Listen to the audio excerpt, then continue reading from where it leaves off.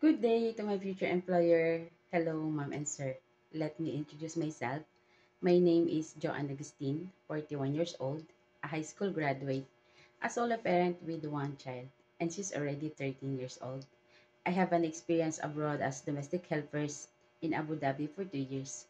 My main duties and responsibilities is to take good care with the kids and do the household works. My daily routine is to cook them healthy meals, preparing their things going to school, assisting them with their indoor and outdoor activities, playing with them, teaching them basic English, teaching them proper hygiene and a good manners as well. And while the kid is not around, I'll do the household works like cleaning, washing, ironing, cooking, and marketing. I also have an experience as teacher assistant cum nanny in a nursery in Dubai. I serve newborn babies and toddlers.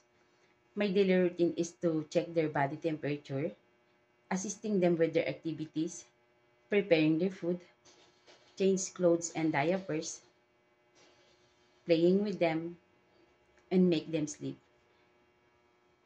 Communicate with parents with their children's progress if needed.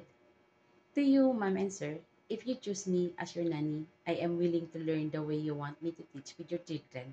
I will look forward to be the part of your family.